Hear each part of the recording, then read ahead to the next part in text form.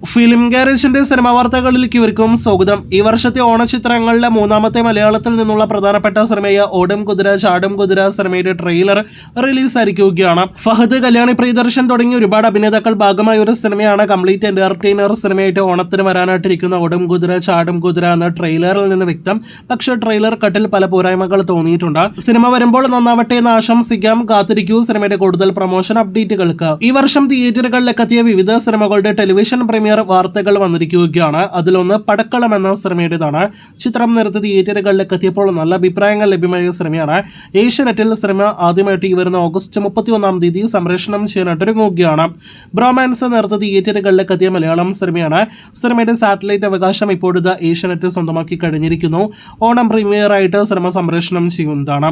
റോന്ത് എന്ന സിനിമയുടെ സാറ്റലൈറ്റ് അവകാശങ്ങൾ ഏഷ്യാനെറ്റ് സ്വന്തമാക്കിയിരിക്കുന്നു. പക്ഷേ ഏഷ്യാനെറ്റ് മൂവീസ് ആയിരിക്കും ആദ്യം സിനിമ ടെലിവിഷൻ പ്രീമിയർ ചെയ്യുക. ഓണത്തിന് സിനിമയുടെ പ്രീമിയർ ഉണ്ടാകുന്നതാണ്. കേരളത്തിൽ 2 മലയാളം സിനിമകൾ സംപ്രേഷണത്തിനായിട്ട് ഒരുങ്ങുന്നു. രണ്ടും ഈ വർഷത്തെ വലിയ വിജയങ്ങൾ നേടിയെടുത്ത സിനിമകളാണ്. അതിലൊന്ന് കുഞ്ചാക്കോ ബോബന്റെ ഓഫീസർ ഓൺ ഡ്യൂട്ടി എന്ന സിനിമയാണ്.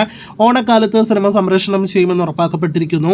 മറ്റൊന്ന് ആസിഫ് അലി നായകനെത്തിയ രേഖാചിത്രം എന്ന മറ്റൊരു ബ്ലോക്ക് ബസ്റ്റർ വിജയമായ സിനിമയാണ്.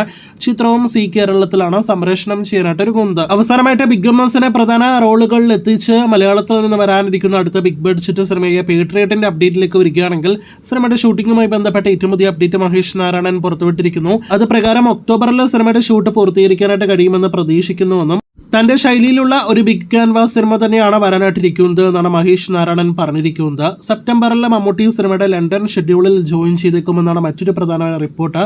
കാത്തിരിക്കാം കൂടുതൽ സിനിമ വാർത്തകൾക്ക്.